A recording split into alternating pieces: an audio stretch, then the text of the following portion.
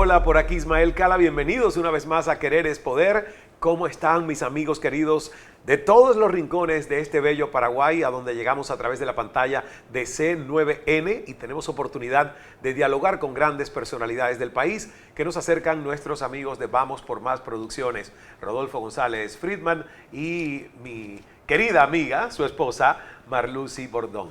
Feliz de reencontrarme con ustedes en suelo paraguayo y teniendo la oportunidad de charlar con el doctor Ricardo Rodríguez Silvero. Es consultor, es analista económico, es autor, es conferencista y desde el año 2019 es el asesor de la Dirección General de Itaipú en Paraguay. Bienvenido, doctor Rodríguez Silvero. Un placer volver a conversar con usted. ¿Cómo está? Es un gusto estar con ustedes otra vez, Ismael. Bienvenido. Vamos a comenzar hablando del 28 de febrero, que creo que efectivamente ha sido una fecha memorable, esperada, histórica para la binacional. ¿Qué sucedió el 28 de febrero y qué significa en el futuro de Itaipú?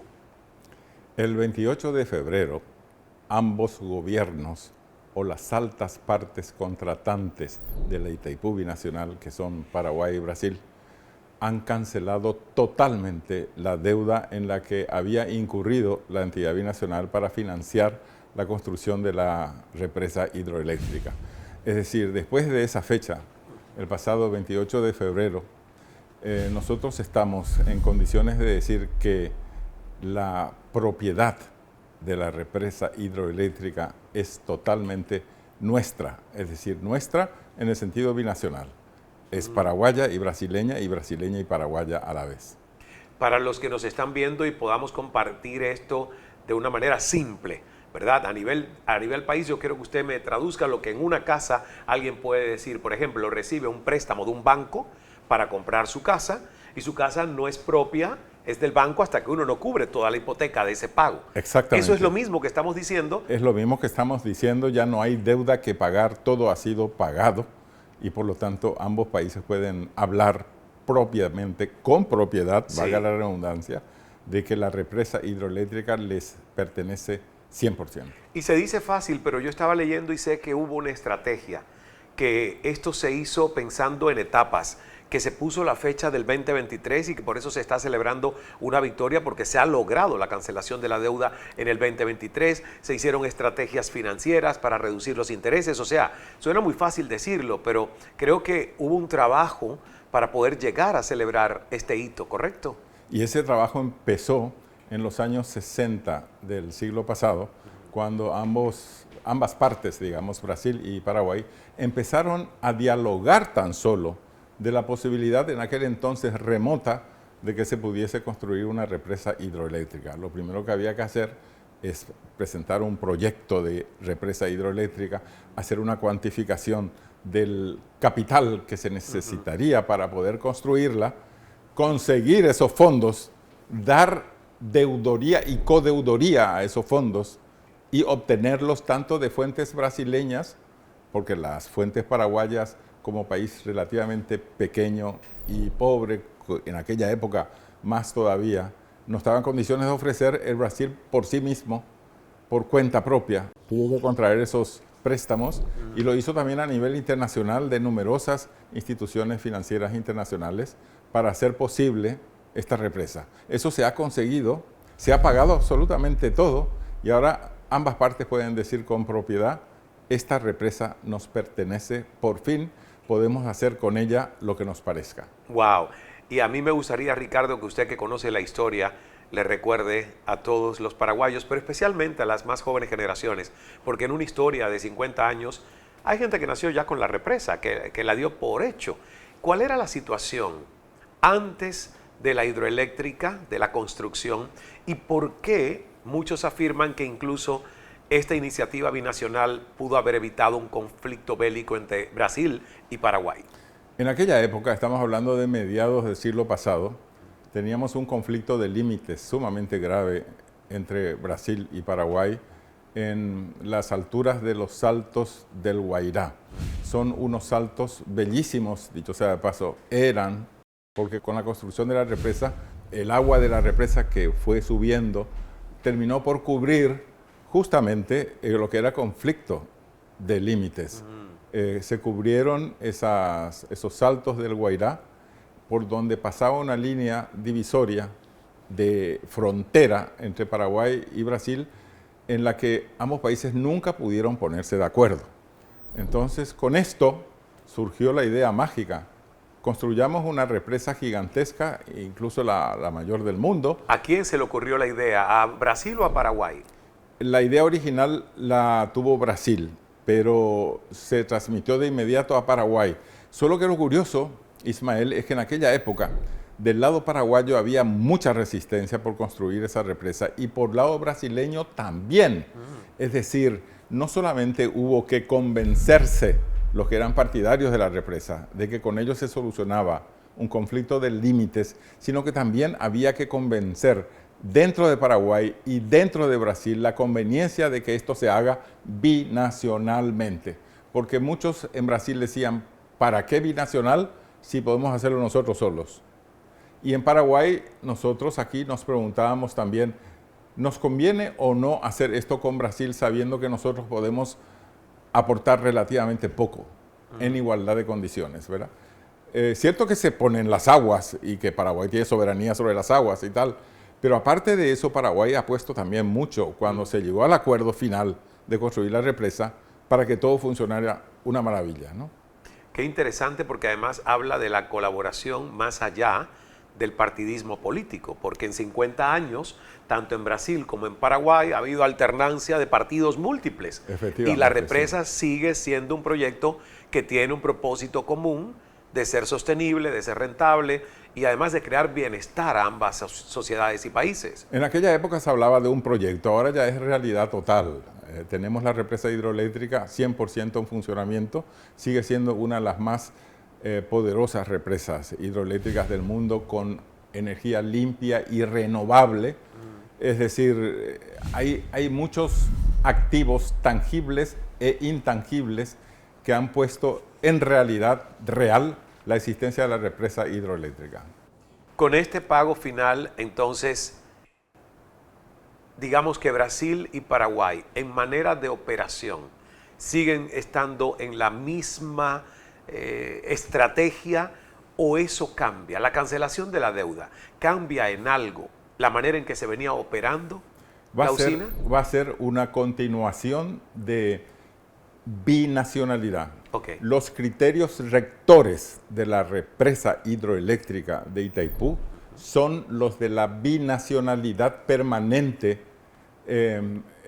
con una serie de criterios que son irrenunciables. Por ejemplo, la pirámide de Kelsen, que es una categorización de las normas por la cual se determina qué norma es superior a la otra y cuál no, ¿verdad? Y si hay diferencias, entonces, ¿cómo arreglar ese tipo de disonancias?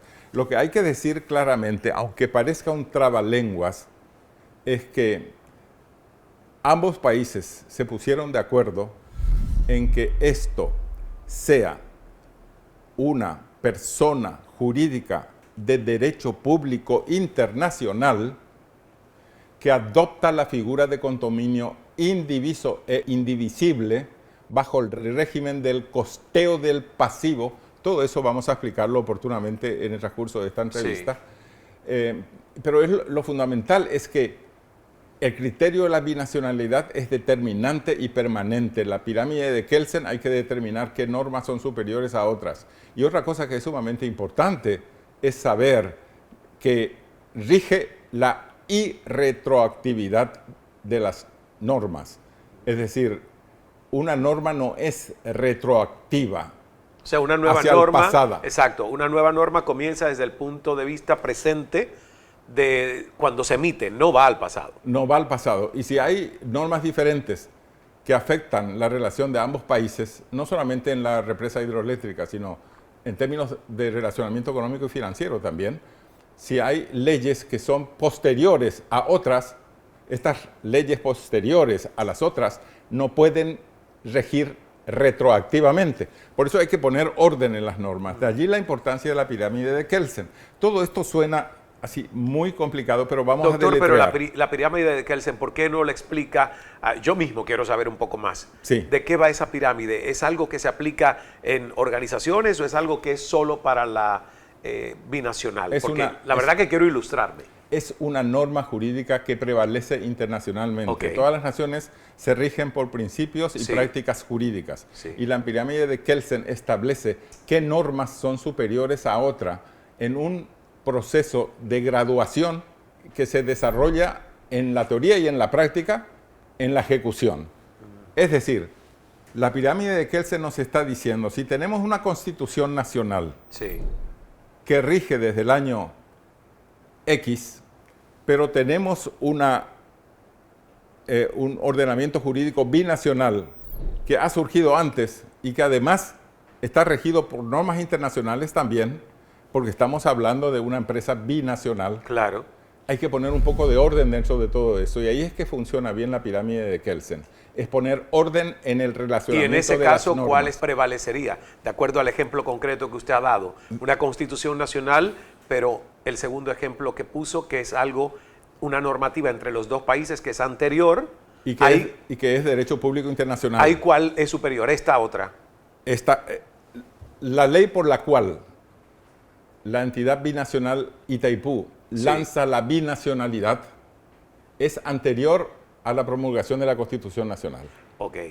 Entonces, allí es que es importante ver qué establece la Constitución Nacional y si hay diferencias o colisiones entre una norma y la otra, entra a regir la pirámide de Kelsen y el otro principio de que las leyes no son retroactivas. Ah, ya entendí. Es decir, suena como un trabalenguas, No, pero pero yo hay lo que he entendido. acostumbrarse a decir Lo eso, he ¿no? entendido porque es un tema complejo y me encanta Sí. que usted lo haga entendible en un lenguaje más coloquial para los que no estamos relacionados con toda la jerga legal que implica una entidad que tiene que ver con las leyes de dos países más leyes internacionales que Efectivamente. seguramente rigen la industria de lo hidroeléctrico. Sí, así mismo es. O sea que es un gobierno complejo. Es un gobierno complejo y otra cosa que hay que decir claramente es que hay que conocer la documentación oficial de la Itaipú Binacional. Ella está compuesta por un tratado que es determinantemente binacional, ¿verdad? Y ese tratado tiene anexos. El anexo A es el estatuto. El anexo B son las construcciones relacionadas con la producción de energía hidroeléctrica y obras auxiliares. El anexo C, el anterior que acabo de decir, es el anexo B, ¿no? El anexo C es lo que establece las bases financieras para hacer frente a los compromisos en los que hay que incurrir para que sea posible la construcción de la represa hidroeléctrica. Por eso es que se habla mucho del anexo C hoy en día, porque en el ordenamiento jurídico de la Itaipú Binacional dice expresamente que llegado cierto momento existe la posibilidad de ver si se revisan o no las normas del anexo C. Y ambas partes pueden decidir, sí, revisémoslas. Pero entonces la pregunta es siempre, ¿y cómo las revisamos? ¿Y qué pasa si de pronto hay diferencias de opinión entre un país y el otro? ¿Cómo se soluciona una pregunta así? Está expresamente establecido en los documentos oficiales de la Itaipú Binacional. Todo está regulado. Todo está regulado. Establecido. Y lo que está clarísimo es que ambas partes contratantes, los dos países, Sí. tienen autoridades que los representan. ¿Ambos tienen igualdad de condiciones en cuanto a decisiones y votos? Ambas partes tienen igualdad de Igualdad. condiciones. Por ejemplo, si se va a modificar una norma, Paraguay tiene que estar de acuerdo y Brasil tiene que estar de acuerdo. Si Paraguay no está de acuerdo, Brasil no puede hacer nada. Si Brasil no está de acuerdo, Paraguay no puede hacer nada. ¿Y cómo se manifiesta esa articulación del acuerdo? En que los organismos interiores de la Itaipú Binacional, que son el directorio ejecutivo y el consejo de administración, se ponen de acuerdo en cambiar una norma. Eso hay que trasladar como propuesta escrita a la Cancillería. La Cancillería de ambos países estudia el proyecto y establece si esto es realmente viable o no, y la somete a la aprobación de ambos congresos. Ambos congresos tienen que estar de acuerdo. Si uno de los congresos no está de acuerdo y no hay nada que hacer, ambas partes tienen que estar siempre de acuerdo. O sea, con la entidad binacional de Itaipú, Brasil y Paraguay y Brasil están condenados a ponerse de acuerdo. Wow. Y el derrotero de cómo se ponen de acuerdo está expresamente establecido. Porque ahí dice que si los dos congresos están de acuerdo, entonces hay que formular el cambio de norma en forma escrita y hay que ver que se apruebe en todas las instancias. Y cuando se aprueba en todas las instancias, se redacta la nueva norma. Y eso tiene que estar aprobado nuevamente por las altas partes contratantes. Y tiene la forma de notas reversales, que es una expresión jurídica que significa que a partir de ahora, estas notas reversales, como han sido aprobadas en todas sus instancias en forma binacional, entran a regir como nueva ley dentro de la entidad. Y eso es lo importante, que está todo establecido y que no hay forma de dar un paso en falso, a menos que uno no conozca la documentación oficial de la ITAIPU. O la conozca y no se aplique en consecuencia. O no se obtenga el apoyo de la otra parte, ¿verdad? Es como querer conocer la Biblia y hablar de ella, pero nunca habiéndola leído. Es decir, no se puede. Esa es una exhortación que yo lanzo a todas las partes involucradas, no profesionalmente, sino por vocación y por interés nacional, que están emitiendo juicios permanentemente. ¿Ese es un documento público? ¿Cualquiera puede ir a leer esto de las normativas por las que se rige? ¿Es público? Eso está asequible. Asequible. O sea, basta con solicitar eso a la entidad binacional, pero aparte de eso, la entidad binacional tiene páginas electrónicas que se llaman páginas web, en donde está todo establecido, tanto en Paraguay como en Brasil, y eso puede accederse simplemente entrando en Internet. Pero como que no toda la gente está habituada a consultar la página web de la entidad binacional, ambas partes se han puesto de acuerdo ya desde los mismos orígenes en publicar permanentemente todas las decisiones que se toman. Sí, yo entré a la página web y la verdad que tienen mucha información, tienen una sala de prensa, van publicando todas las cosas que se hacen, hasta las, digamos, las etapas de mantenimientos de las turbinas y todo lo demás. Sí, mismo. Ahí lo van haciendo. Vamos a una primera pausa.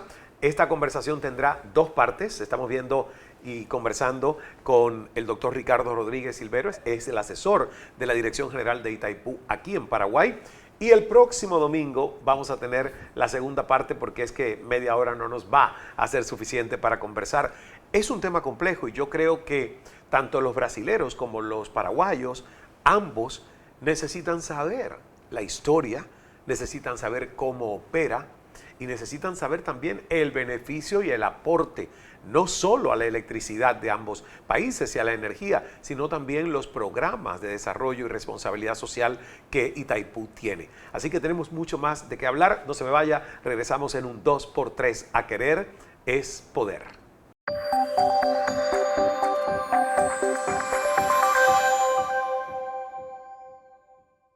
Gracias por continuar con nosotros en este episodio de Querer es Poder, desde la sede de Itaipú, las oficinas acá en Asunción, y estoy conversando con el doctor Ricardo Rodríguez Silvero, es asesor de la dirección de Itaipú aquí en Paraguay.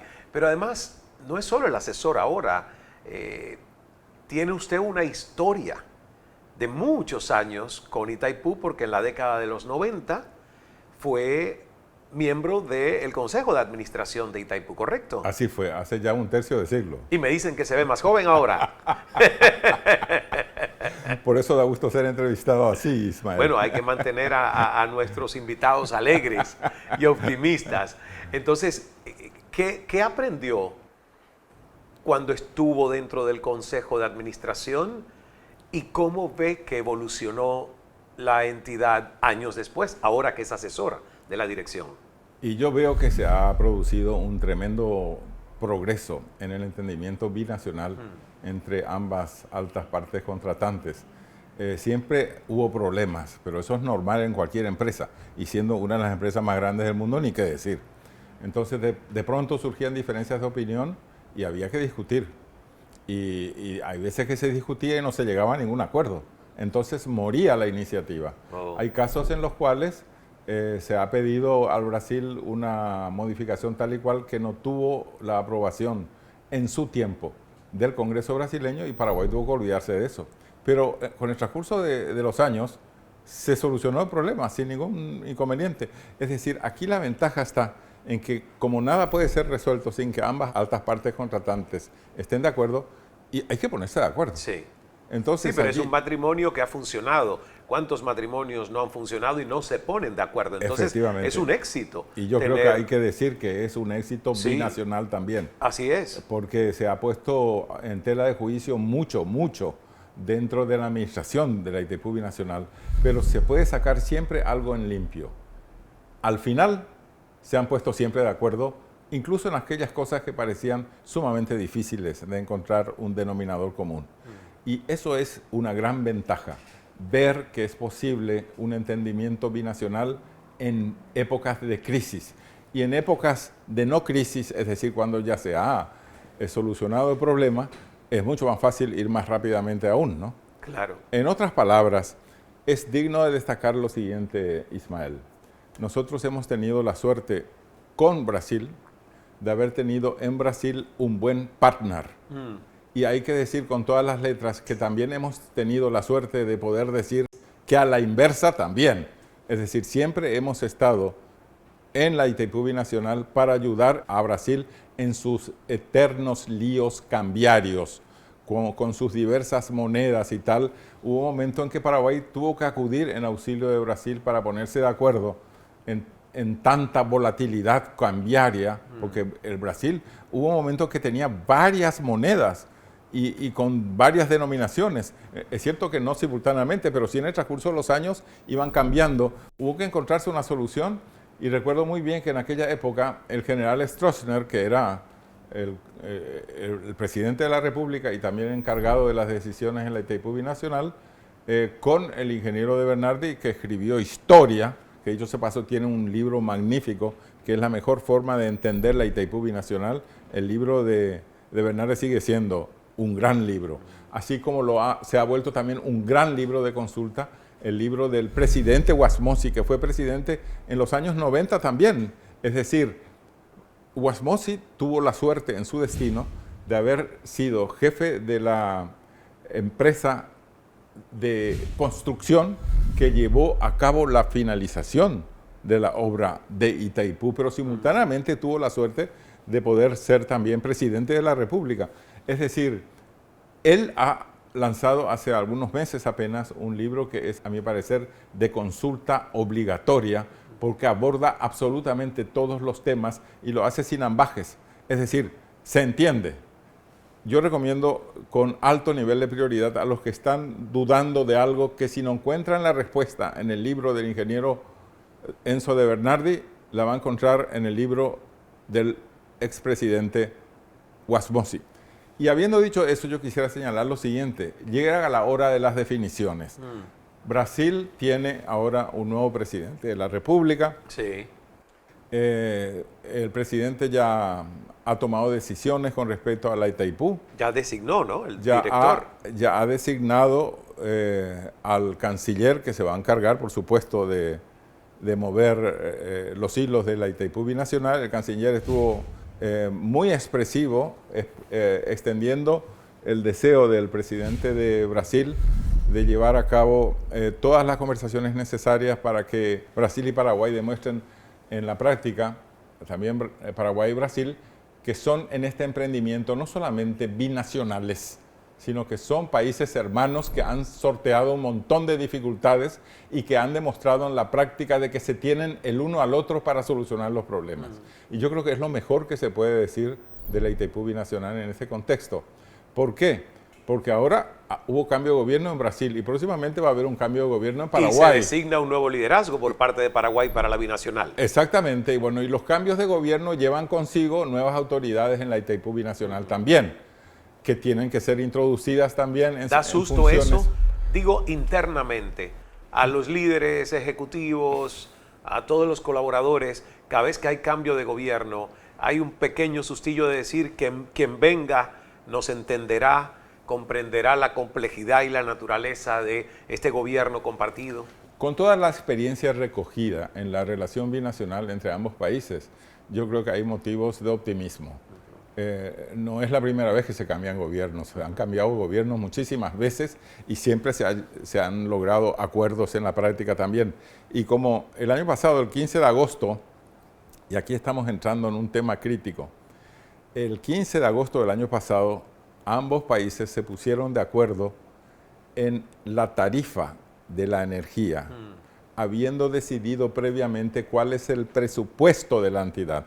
Porque una vez que se establece el presupuesto de la entidad, se puede calcular la tarifa, que es el precio de la energía a nivel de consumidores, por ejemplo. Bueno, en ese acuerdo del 15 de agosto del año pasado, se ha logrado que ambos países que tenían posiciones radicalmente opuestas, el Brasil quería la tarifa más alta, Paraguay quería la tarifa más baja, y viceversa, porque depende de cómo se vean las cosas, ¿verdad? Claro.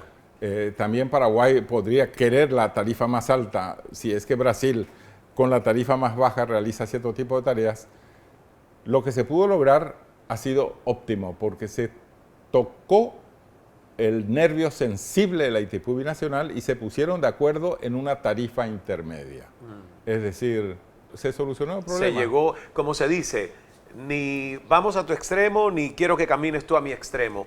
Encontrémonos en el medio. Exactamente. Qué bien. Y con esto vamos a hacer solo una pausa, porque el próximo domingo vamos a continuar conversando. Así que muchísimas gracias, doctor Ricardo Rodríguez, por estar con nosotros. Es el asesor de la Dirección General de Itaipú, Paraguay. Es la primera parte. Luego seguiremos el próximo domingo. Ahora, amigos de C9N, me despido momentáneamente hasta encontrarme dentro de una semana con ustedes y les dejo con Rodolfo González Friedman y su clásico Implacable. Y recuerden que el secreto del buen vivir es tener buena energía como Itaipú y no dejar de sonreír. Dios es amor, hágase el milagro. Rojaijú, Paraguay.